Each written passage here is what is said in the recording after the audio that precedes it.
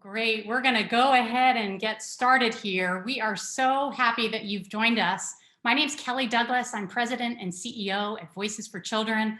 Welcome to our Real Word Reunion Speakers Panel. More than 430 people registered to join us this evening. Thank you. We're so glad that you've chosen to share your time with us tonight for what we know will be a really special evening.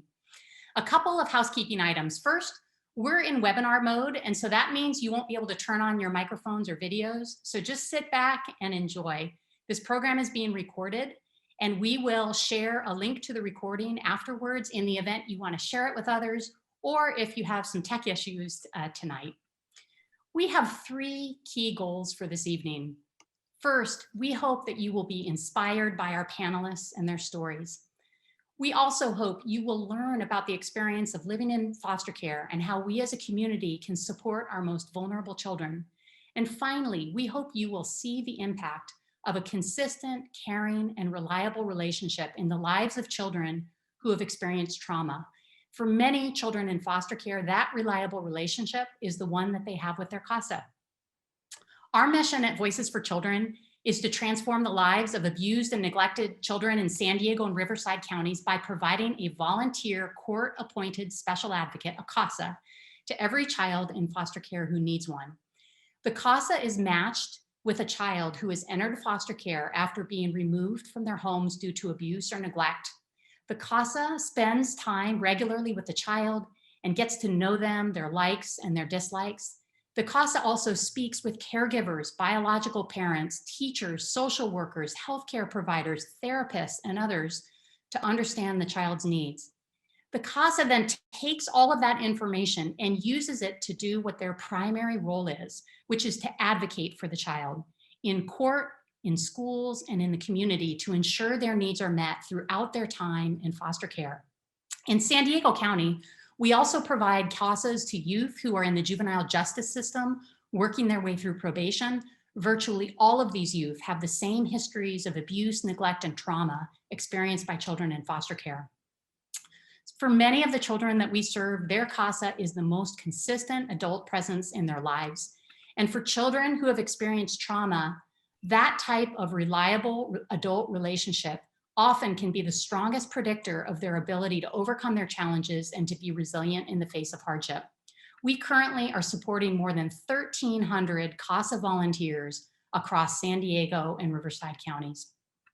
20 years ago, Voices for Children started a speakers panel called The Real Word. That panel continues to thrive today. It's comprised of foster youth who share what it was like to go through life in the foster care system, and they also share the impact of their CASAs. The panel not only provides an opportunity for youth to share their stories and to develop speaking and other life skills, but it also provides camaraderie, support, and togetherness for the panelists who have all gone through significant trauma. Tonight, we are thrilled to welcome back two former foster youth who were members of our Real Word panel, along with their CASAs. Candace is joining us from Hawaii with her CASA Genevieve. Josh is joining us from Connecticut with his CASA Tim. Candace and Josh spent a number of years in San Diego's foster care system. They overcame incredible trauma and hardship, and they're now stable, independent, and truly inspiring young adults. We also are honored to have with us today our special guest moderator, Maureen Cavanaugh. Maureen has been a familiar voice in San Diego for KPBS listeners for more than 15 years. She currently is the host of KPBS's Midday Edition. Maureen has received 3 Golden Mike Awards from the Radio and TV News Association of Southern California for economic reporting and breaking news. She also has received a Best of Show and Best Radio Newscast awards from the San Diego Press Club and the Flow Award from Public Radio Program Directors Association for Best Public Radio Announcer in a Large Market. Maureen, thank you so much for choosing to share your time with us tonight. Thank you again to all of you for joining us. Let's get started. Maureen, off to you.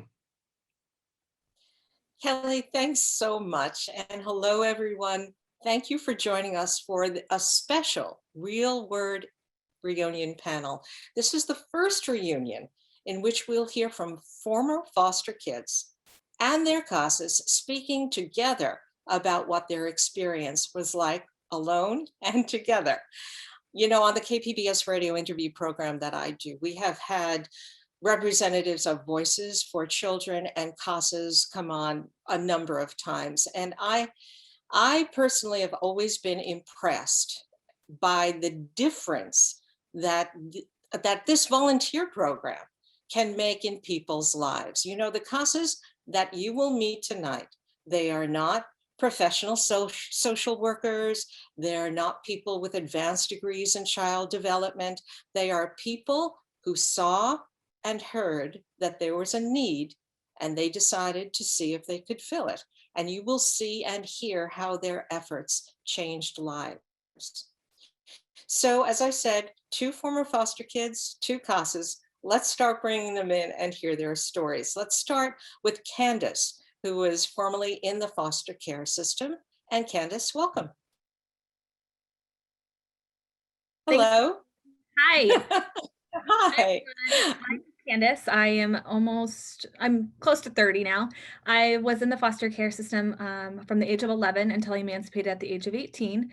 I wasn't fortunate enough to be part of the extended foster care because that was approved a year after I emancipated. I'm grateful that the program is available to everybody now. I have 4 brothers who also came into the system with me due to neglect, physical and emotional abuse by both of my parents. I always thought that I would have a chance to go home, and unfortunately that never happened. I was lucky enough to get a CASA within the first year of being in care, which you'll hear our story and share that a little bit, which helped with the separation that my brothers and I had because we were all separated throughout the county of San Diego. And I am currently a nursing student, and my husband and I, Joseph, are currently stationed in Hawaii, and we'll be looking to move to the East Coast within the next year. And we did welcome a little girl this past year, which she's been a blessing, and I'm really grateful for her. And let me just ask you one more thing, because you covered a lot of ground there, Candace. How long were you in foster care? I believe it was about 7 years that I was in. Did you originally know why you were being taken away from your parents?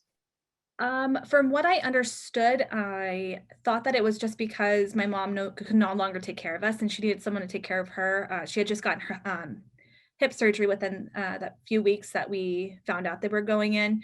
And we ended up finding out that it was more to that story, and there was more to why we're getting taken away. I guess our case file was pretty big by the time that they finally removed us from our home. Okay, then, and you met your CASA within the first year, you said? Yes, we were one of the fortunate ones.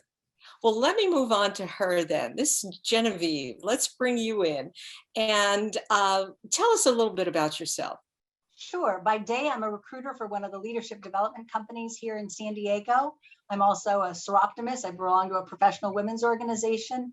And I became a CASA because I saw one of those late night ads saying, make a difference in the life of a child. And I signed up and went to an introduction session and heard the story about Candace and her brothers and knew right away this was what I was meant to do. Did you, Genevieve, have much experience with kids before you met Candace and her brothers? Well, I'm from a family of 5 kids and I'm always the babysitter. I'm very responsible. So whenever I go out, well, and I also act like a little kid. So 7 years and below love me. I'm not as good with people my own age. So I would say I always thought I would get married and have 12 children. And I was 40 years old, unmarried. I saw the ad and I thought, you know, I can't be any worse than their parents are. I think I'm going to try it. And that's what I would tell people. You don't have to be good at parenting. You don't have to ever have had kids. All you have to be is consistent and available and caring. And do you remember what it was about that ad that grabbed you? Yes, they showed like a pathetic picture of a child who is sitting alone, and it just broke my heart because I know every time I did anything amazing in my life, my parents, my brothers, somebody in my family would make a big deal out of it.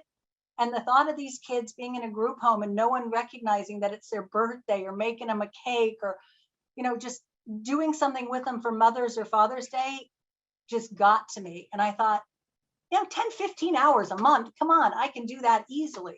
I'm a working professional.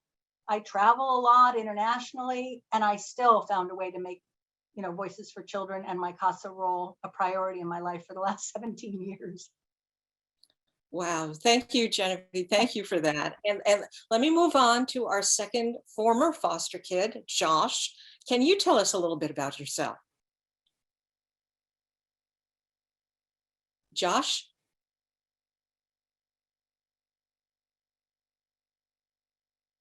I wonder He's on where mute. Josh is. You're There we still on mute, Josh. Oh, perfect. I apologize. You think me Thank being you, the youngest Josh. one here would be good with the technology? Yes. Very good. Well, my name's Josh. I entered foster care at the age of 14 due to physical and emotional abuse. It kind of went on throughout my entire life. I was in and out of foster care throughout most of my upbringing. I exited foster care at the age of 18, and I was fortunate enough to be offered extended foster care. I went straight from foster care to extended foster care, and I will be leaving extended foster care this upcoming June. It's been quite an experience, but I now live in Connecticut. I work at a nephrology clinic called Starling Physicians, where I help inpatient and outpatient patients.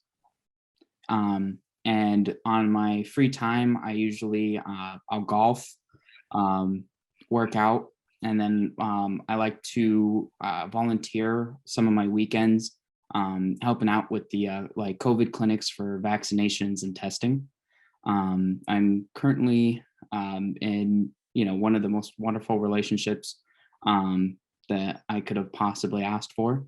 Her and I, Isabella, we've been together for the last 2.5 years. And besides Tim being, one of my key support systems, she has also been there as well. So Josh, how did your experience in care first start? I was kind of rebellious, more so than anything else. I first started living with family, and then, taking on 3 extra kids, me and my 2 younger sisters. It kind of grew a little difficult. Unfortunately, we had to enter foster care, and I was after about 6 months of living with family. Once we entered the foster care, we pretty much all split up. The youngest one went into a foster home, and my sister and I went into academies. And all this way down the line, how are you in Connecticut now? How did you go from San Diego to Connecticut? Well, I was living in San Diego. I was living with a foster home, with a foster family. And I found an opportunity to live with some close relatives. So I ended up moving out here when I turned 18. And unfortunately, it didn't go as well as I had hoped for. And I chose to stay out here and challenge myself and kind of make something of myself. All right, fair enough. Thank you for that, Josh. And Tim, it was Josh's CASA. And Tim, can I ask you to tell us about yourself? First of all, what's your profession? Well, I've been retired. I was in the advertising agency marketing business for my whole career. And about 10, 11 years ago, I was fortunate to sell that. And then there was this kind of void, what am I going to do now? And ironically, I was at jury duty when I found out about it from Judge Blaine Bowman, who I've subsequently been able to meet and thank him for sharing that with everybody. That opportunity. And while there was a break at jury duty, I left and went on my phone and I researched things. And one of the very first things that I saw, and this is kind of the circle of life for me, was this amazing video of Candace and her siblings and this crazy woman named Genevieve that drove across the county to pick up all 5 of these kids and tool them around. And I've never been so moved in my life. And the irony now is Josh had siblings too. And I always remembered, Genevieve and Candace, and like, she had two extra ones, there's two extra kids she could get together. So anyway, I find it amazing we're all sitting here now. I've been doing it now for 9 years. I've had 6 youth over those 9 years and 2 active cases right now. As Josh said, he ages out on his birthday here in June. After you heard about this program, after you saw that video that moved you so much and touched your heart, what made you think that you might be cut out to be a CASA volunteer? It was like a light was shining on me. I had been blessed to many years ago. I've got 2 grown children. We adopted those children. So again, I sat in the same courtroom as we went through that process of that. And again, I was in the Vista courtroom where all this went down. And it was really that Judge Bowman was talking about, we need a few good men, that only 10% of the people that do the work of CASAs are males. And, big room, 400, 500 people. And it was literally like he was only talking to me.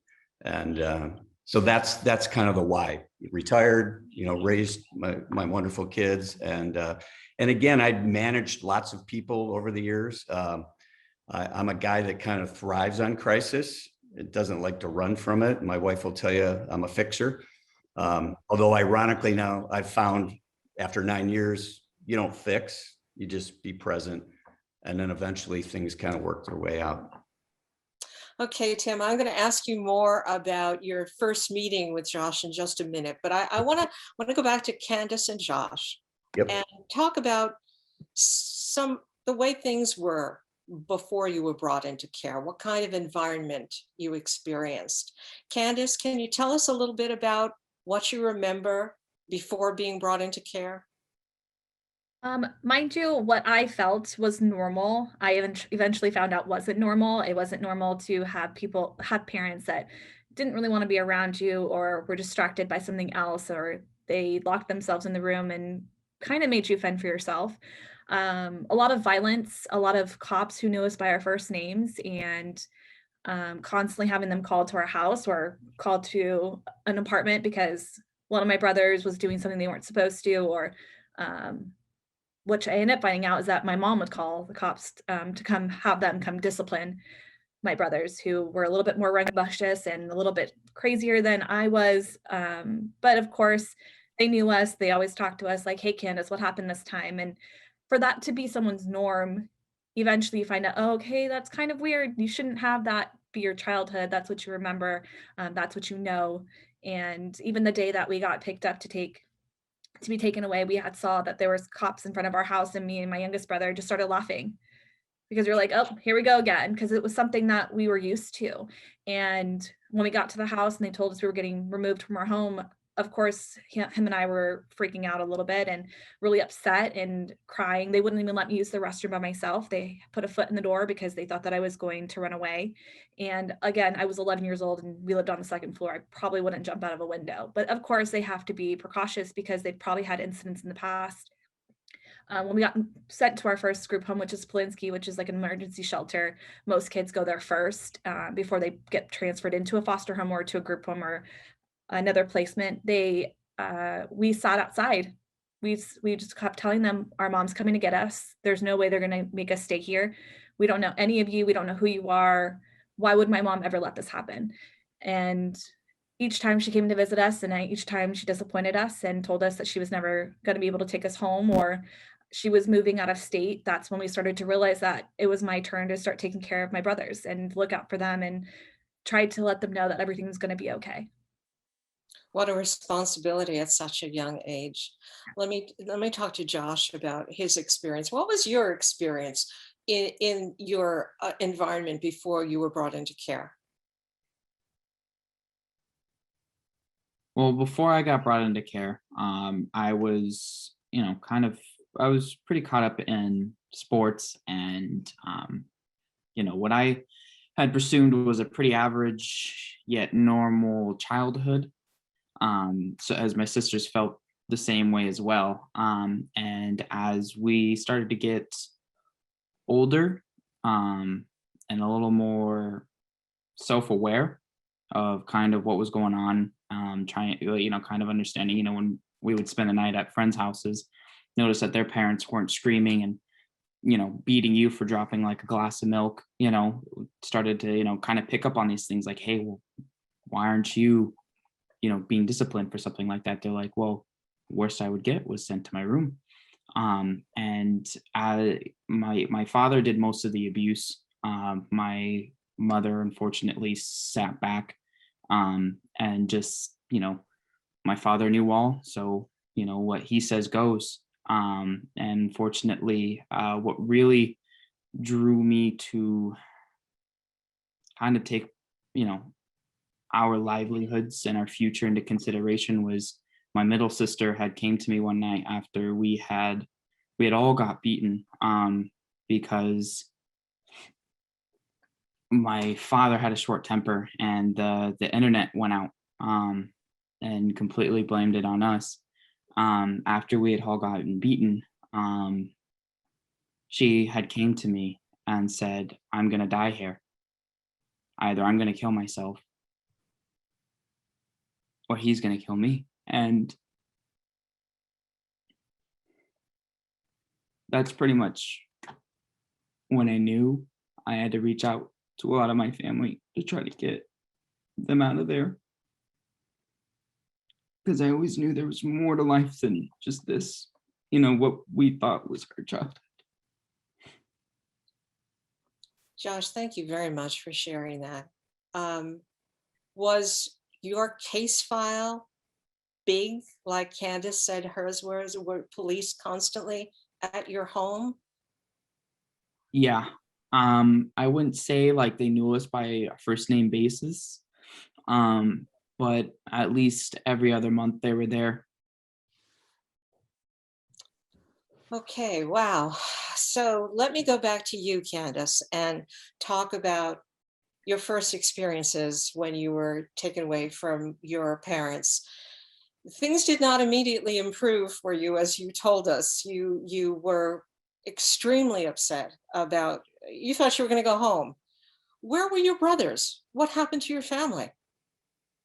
So at the time, my youngest brother and I were together, and we were living with our mom. And my mother had called the police and told them to come pick us up and take us, that she no longer could care for us.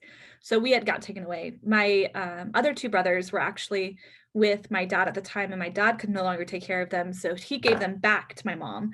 And my mom, when they were at school, called the cops, told them can't take care of them. And they went to their school, took them out of their school. My oldest brother told me that he actually saw my younger brother being removed from his school, and he ran across the street and got on that car with him. He was like, I'm not going to let him go by himself. One of my older brothers actually got taken away a couple of years earlier than us, and we should have known then that they should have taken all of us, and they didn't. And so we were home with our mom for a little bit longer than one of my brothers were. And so at the time, all five of us were in care at Polinsky. And then that's when things started changing. My youngest brother and I got moved, and the other three got kind of separated. Eventually, within I want to say a couple of months, they decided the three younger ones, which is me and my two youngest brothers, were going to move to another facility, group home that's no longer a group home anymore, and we would all be together. And so the three of us were able to stay together for a little while until I aged out. And luckily, before I aged out, Genevieve was pretty consistent in our lives. We probably had known her for a year, and she kind of helped me let go of the need to take care of my brothers. And I would be on good behavior just so I could go to their cottages and tuck them in and let them cry to themselves to sleep with me there, because I wanted them to know that I would take care of them and I would look out for them. And they no longer had to after a little while, because I knew Genevieve would always have our best interests and look out for them when I had to move because of my age. But outside of having Genevieve there as sort of a permanent fixture in your life, you had no say about where you were going to go or where your brothers go. Did anybody come to you and explain, you have to move here or you have to move there, and how that was going to work out for you? I knew that they had told me I had started meeting some foster families when I was at my group home with my brothers, and they were trying to like explain to me like, okay, well, these are your potential families. You're going to have to move. And but there's been some instances I've lived in 4 foster homes and 3 group homes, and there's been some times where they just throw all my stuff in a trash bag and send us away. There's no rhyme or reason, there's no explanation. It was just, you're going to go. And I think just being a child that has been through so much trauma, they don't think that we would understand. But I feel like we had to grow up so much faster that we would have probably the ability to understand what was happening. They just didn't know how to communicate with us those things that needed to be communicated. And what does that do to your schooling, to your education? So unfortunately, I was in my first 3 group homes, I never went to public school. I was in the schools in the group homes, which set me back a couple of grades. So when I went to my first public school in 8th grade, I was behind. I didn't know how to do fractions. I couldn't tell you how to multiply very well. And so Genevieve saw the need to step in, and she had my school rights and my education rights. So she went to the school and said that we needed to get Candace tested and see what we can do to help her be able to thrive. And I just wanted to feel normal. I just wanted to be a normal kid like everybody else. But unfortunately, because of all the things that were happening in my life, that wasn't a possibility. And so I was able to eventually catch up in a way. And now I know that I do need some more support when it comes to testing. I do get anxiety still to this day, but at least I'm more aware of something that I wouldn't have if I hadn't had somebody step up and speak up for me. And then when I was in high school, I was able to stay in my same school, even though I moved so many times. Genevieve really, really fought for me in the courts, and with my social workers, like, we have to keep her here. We have to keep her here. Like, she's worked her butt off to get to this school, and it was a performing arts school, and you had to kind of test in or like apply. And she was like, it wouldn't be fair if we took her away from that. So my school was my only consistent thing that I had in my childhood, besides having voices. Okay, thank you again for that. Josh, let me go back to you, because your story, your life story so far is incredibly moving. And I'm curious to find out when you were removed from that situation. Did things automatically improve, or was that in foster care, was that now another challenge for you? I feel that once we left when I was 14, the understanding that, your parents really aren't, they didn't have the best interest in mind. I feel that I let my own personal emotions get in the way. And I feel like that really set me back. More distracted, kind of lost sight of, what the imagination of a future, Mm. and then going into foster care. And, when we departed from our family into, the youngest one going into a foster family, and my other sister and I going into the academy, I feel like it, I know they felt alone, because I sure did. And you don't really have, you're not comfortable enough to communicate those types of emotions. And unfortunately, not many of them asked how you're feeling. So that's kind of more where I started to build, that wall that I feel a lot of foster youth have, that protective layer, like, you don't want to let anybody in. You don't want anybody to see, your vulnerability.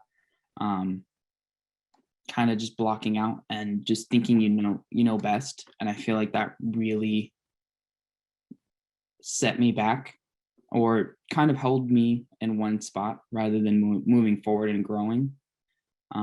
Just learning, basic basic life skills, that you would learn at an early age, that I unfortunately had to, I guess, learn all at once the older I got. So. Were you moved around a lot in different homes, different placements? Yeah, I went to 8 different I went through 8 different placements, 2 academies, 1 foster family, 2 group homes. I went through juvie, juvenile hall, unfortunately. And I feel, through all those placements and constant changing, it really took a toll on my sports as well as my academics. I feel that it really, my sophomore year, I went through 4 different high schools. Oh my God. Barely keeping up my grades good enough to,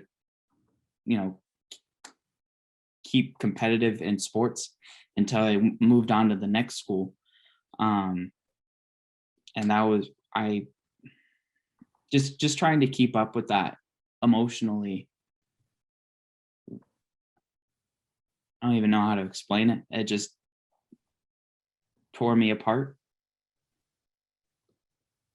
Let me ask you one more question before I move on to the Casas. And when you met Tim, were you in an emotionally ready place to open up to him, or did that take time? No, I was nowhere. I genuinely didn't know why he was coming into my life. I genuinely had no clue who he was or why he was sitting in the living room of my group home. I was unsure of him. I didn't trust him. I had that barrier, that wall up where I, wasn't, I just wasn't sure of him. So I kind of sat there for a good 10 minutes staring at him.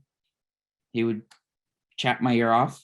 And then I ended up going upstairs for, I want to say, at least 30 to 45 minutes, came back downstairs. The guy's still there, watching football with one of the other staff members that were there. And I think that kind of put an initial thought in my head that, hey, maybe this guy's not so bad. He's not tired of me yet. So Yeah. I just have to segue to you now. What you're assigned to Josh. So what are you thinking when you first start? I'm thinking he's cocky. He's a little aloof. He's a little arrogant. He's a little competitive. And then I thought back when I was that age, so was I. And I just decided, he's testing me. And I pretended like no big deal. And like he said, I just started talking to the staff members, started talking to the other kids. And so his account is very accurate. And there I was. And then the evolution from there was kind of the same thing. I just kind of kept showing up and like hiding in the outfield when he was playing baseball. He said he didn't want me to come to his games. So I would drive all the way. I live in North County and I would drive to Chula Vista, and being a trained professional, as I tease Josh all the time, I was hiding behind a tree in right field, and he finally found me and he just gave me the signal. He was slightly annoyed, but he told me to go sit on the visitor's bench, not behind his bench. And then after, he said, next time you can kind of sit with us. And I think some of it was he opened up to me that his dad used to always be there for his games. And there was that void, that period where he wasn't. And that really hit me. And so, you know what? I went to as many games as I could. He went on to wrestle. I had no idea what the heck they did, other than they wore stretchy pants and they slammed each other down and stuff. I just kept showing up. And again, it just so happens he was an amazing athlete. And then he went on to be the CIF wrestling champion in San Diego County. And I just was so excited to be part of that with him on that journey. So all that backstory of what happened to him in his life, a lot of what he just said tonight is frankly news to me, because part of the secret with me is like the files that we get as Casas are thick, and what's happened to them in the past, we can't change. Yeah. So it's very cathartic. This session right here, Josh just said a lot more to everybody out there. than I've known in the 4 years I've been with him. And again, that's why I'm so bloody proud of him, because he's just an open book now. Tim, let me just ask you, did Josh need a lot of advice, or did he need someone to listen? Oh, he absolutely, he needed both, but I've learned the hard way as the fixer, to just listen. And then I've driven Josh crazy over the years with the Socratic method, which is when I don't like the answers, I just keep asking more questions. And so now Josh goes, can you just freaking tell me what to do? I don't want to hear about Socrates and all that stuff anymore. So yes, in the beginning, very, very patient, just listen, show up, let him vent. He would say a lot of really silly things. But I've just waited him out, and here we are. Thank you, Tim. Genevieve, let me have you reach back into your memory and tell me about it. Tell me about when you first met Candace. What was she like? Sure. So I went to a group home, and I think a lot of people have this feeling that every kid in foster care lives with a family, but no, Candace lived in a place with about 60 kids. And I showed up, and you have to make an appointment by Wednesday if you want to come Saturday, but if the kids are on red behavior, they won't let you even see them. If they're on yellow, you can see them, but you can't take them out of there were so many rules. I was so nervous. I really worked myself into a state, but I'd read the court reports, and I read about they like cherries and blah. So I went with a little package of food and crackers.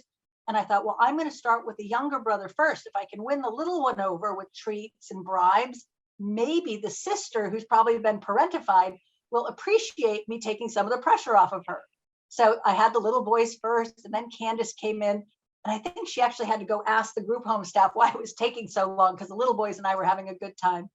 But Candace came in the room, and the reason I took the case is she's the only girl and there are 4 boys. I'm the oldest of 5 kids, and I have 4 brothers.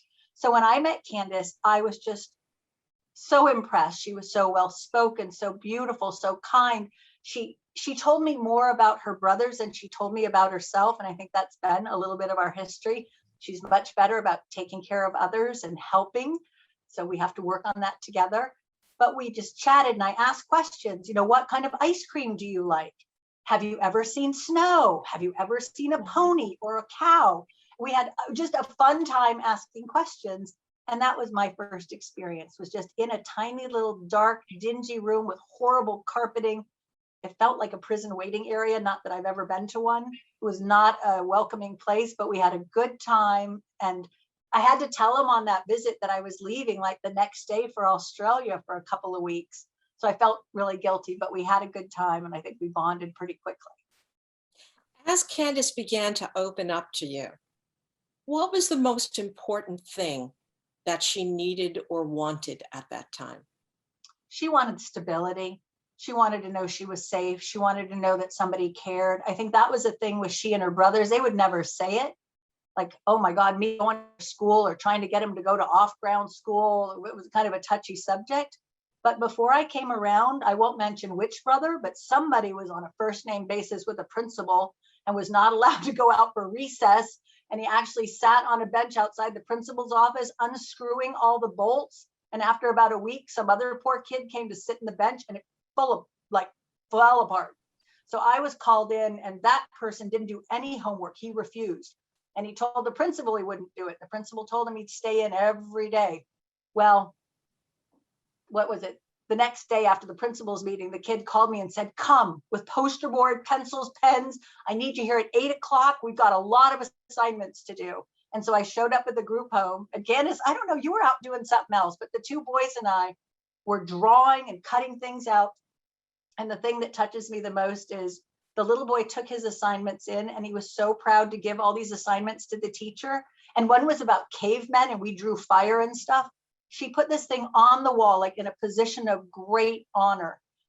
And he just told me how much it meant to him. And the teacher said she cried when she saw it because it was such a big change. So I would say sticking with the kids consistently, showing them that you care, that there's a future, that they need to work for it. And I'll tell you, that boy has graduated from San Diego State, which is in the picture behind you, with a degree in physical therapy. And I'm super proud of him. He's a genius now. He always was. Now, Genevieve, could you tell us, okay, Mhm. can you think of a time that your intervention Mhm. actually changed this foster system's rules and operation in the benefit for your CASA kid? Okay, one quick one I can think of is when I first started working with the kids, I had to schlep them. So I lived in Encinitas. I had to drive to Chula Vista, out to Rancho Santa Fe, pick the kids up, be at court in Vista at 8 o'clock in the morning because the parking lot fills up. And if you're not there, you're not getting in. And if you're the first one there with everybody in the family, all the lawyers, you get to go first. Then you have a chance of getting them back to school by the time, it's lunchtime. And I thought, this is ridiculous. Why are we going to school in Vista when everybody lives in the South Bay? And so the thing was, the parents had lived in Oceanside, Carlsbad. Well, mom was in Texas and dad was in Hawaii. They weren't showing up for court. So I said, well, this is ridiculous. And Voices for Children helped me advocate. And I don't think a lot of people had done that before, asked for a change of venue. But one of our judges was retiring and they said, this is the perfect time. After that, the kids and I could be there early in the morning, go to court, get back to school, sometimes by 10 o'clock in the morning. So they practically didn't even miss school. I thought that was a pretty exciting accomplishment. Candace might not be excited about that one. I agree with you. Tim, did you want ever those shake up kinds the of days. system? Oh, go Those ahead, kinds of Candace. days you want to not go to school, but she made it a point for us to go to school. Very good point. Priority. Tim, did you ever shake up the system in a way that benefited Josh? No, actually, Josh shook up the system all on his own. And I think one of the pivotal moments in his life was how he made the decision. There's an assembly bill or whatever that foster youth can stay longer, like for their almost repeat their senior year. And some of that Josh and I had talked about. He wanted to go to college, and I had talked about other youth I'd worked with and how difficult it is when the academic rigor isn't what it should be. So just planting those seeds with Josh, but he made that decision on his own. He's also the one that made the decision to move to Connecticut. But rather than maybe what I did to change the system, I think the one time when you asked earlier about advice or whatever, I want to go back a year when the pandemic started, and Josh had just lost his job, and he was, we all had anxiety, all this uncertainty. If we all go back a year ago, just remember how crazy it was. And this is one of those times when I like to give speeches. And I said, Josh, I started my business right after 9/11, and our business thrived. I mean, we were all terrified, but this is your 9/11. So you can sit home and you can collect the unemployment, you can get all the stimulus, or you can be essential. And well, what does that mean? I said, well, you can go into harm's way. And then lo and behold, Josh, Mr. Competitor, went and found his way to work at a nephrology clinic, because talk about essential, people still need to have that. And he's now been there for a year. He's saved up a bunch of money. He's been going to college full time. He's got that wonderful relationship with Isabella. So, just an occasional speech, occasional kick in the butt, and an occasional hug. And then the rest is all him. Josh, I think he likes you. Let me ask you, Josh. You described to us, the challenges involved in being in foster care, and the emotional challenges of being in foster care and being moved around and being your life so unstable, nothing to hold on to. Let me ask you though, was there a time that came that you decided for yourself that you were going to change the direction, and maybe that change was brought about by your CASA or maybe some other event? Can you think of anything pivotal like that?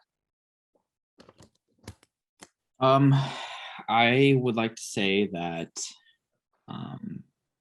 the time that I kind of changed direction in my life, I would have to say, was when Tim actually sat me down and talked, about, reality, and, how the world won't stop for you and it doesn't revolve around you.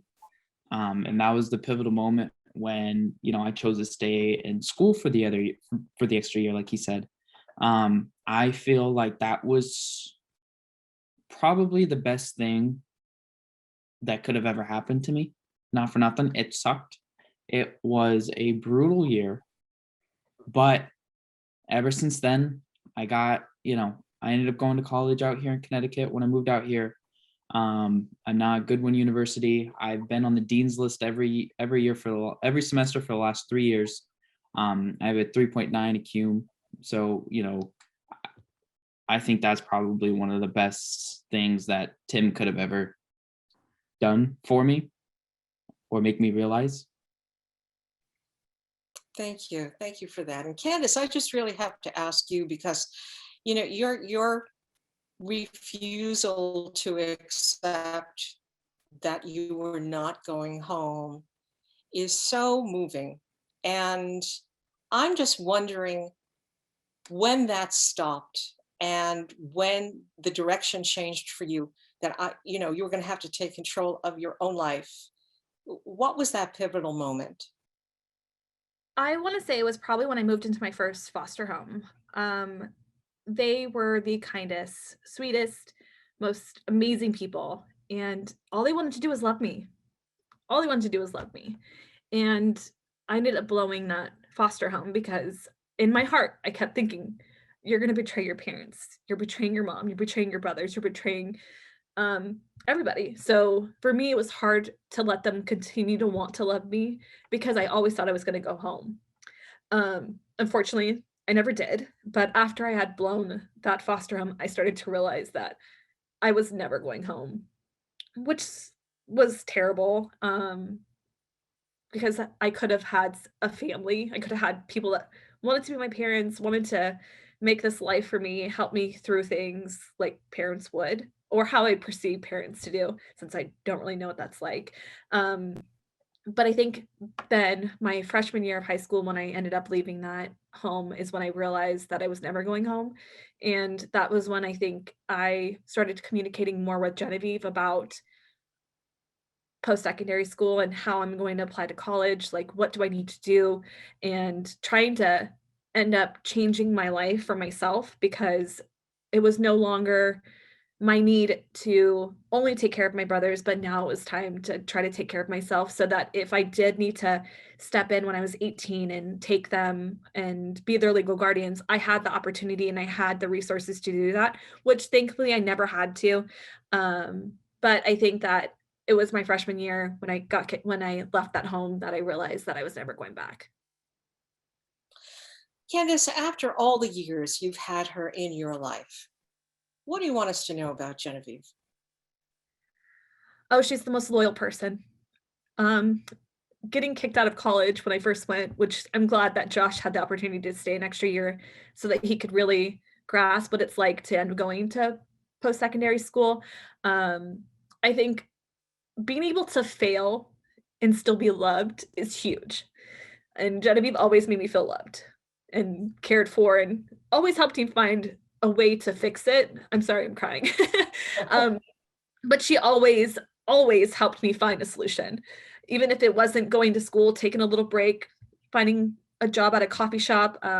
We always had family friends, another CASA who was also involved, who both just looked out for my best interest, even if it wasn't the route that I thought I was going to be on and not the way that I expected my path to go. I'm grateful that I did have that experience and I am where I am now because I've been married for 3 years. I've been with somebody for 6 and we have a little girl, which I never thought I was going to be able to have. But I have all of that opportunity that I wouldn't have if she hadn't been in my life. So 17 years, every big moment in my life, she's been there for. Thank you. Thank you. I bet you're not the only one who's crying. Thank you. And Josh, what do you want us to know about Tim? No matter how hard you try, he's not going to disappear. He's probably the most compassionate, loyal, just charismatic all the way. You know, he always understood what I was going through. He was always there, always had his ears open, as well as his mouth. He always had something to say, as much as it may have frustrated me in the moment. It was always exactly what I needed to hear. I couldn't even think of anybody else in my life who was there more in the 3 to 4 years that I've known him than my own blood. So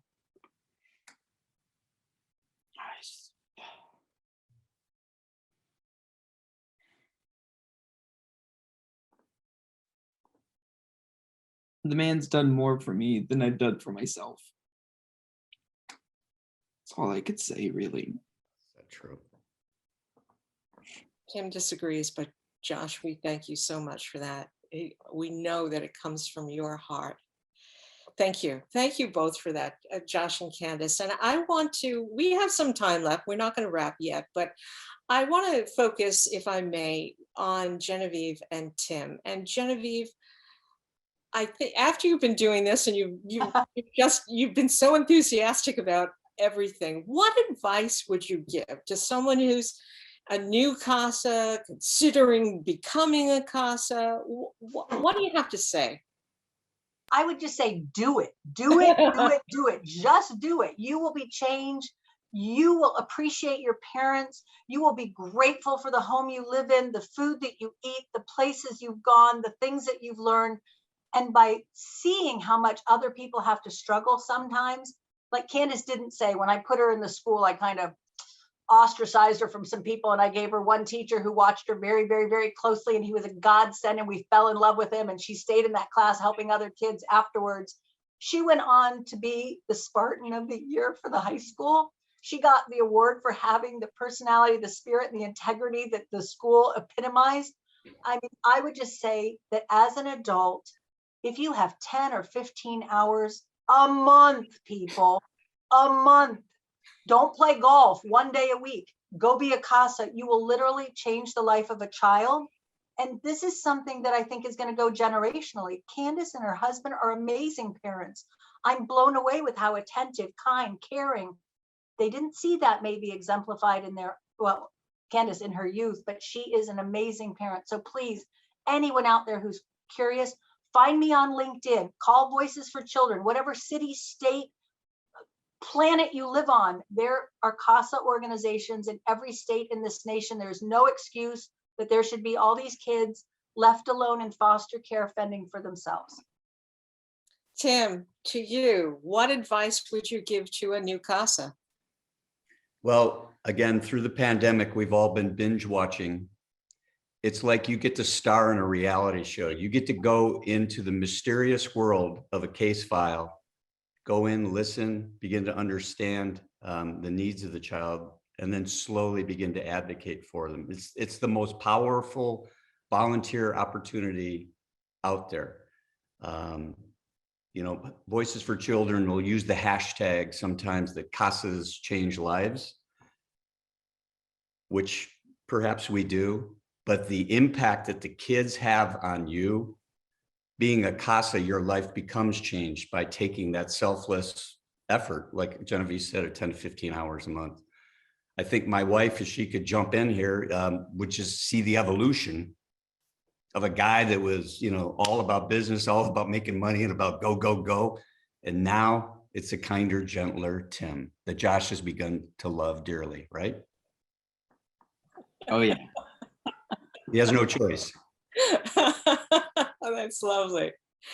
Yeah, Josh and Candace, I want to ask you finally, if there's one thing that you'd like the audience to take away from today's panel, what would that be, Josh? Don't give up on them. Any CASA, don't give up on the kid. because that's all that everybody else has really ever done in my life. I feel like just Tim's attentiveness, you know, is all about repetition. I feel like that really stuck with me the most. And just being an ear to listen that they don't have.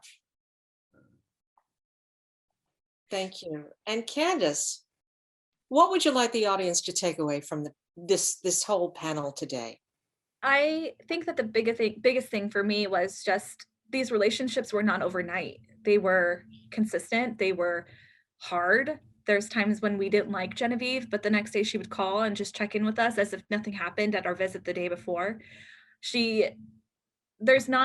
You never know when or how the relationship's going to build the trust or when you're going to let down that guard. It just happens. And it's not like it takes time. These were kids that have been abused and neglected and left alone and not cared for, and just another kid in the system, just somebody else's problem. And nobody understands that kids slip through the cracks all the time in foster care. There's unfortunately some kids that don't get the opportunity to have somebody who wants to look out for them and be there for them. And I think that the biggest thing you can do is just try. If it's a phone call once a week, checking in, asking, hey, is there anything that you need, or is there anything that's going on that you need conversations about, and being able to take that to court. That's something that they wouldn't have been able to do themselves. You are their voice. So what would you want someone to do for you is what I would say.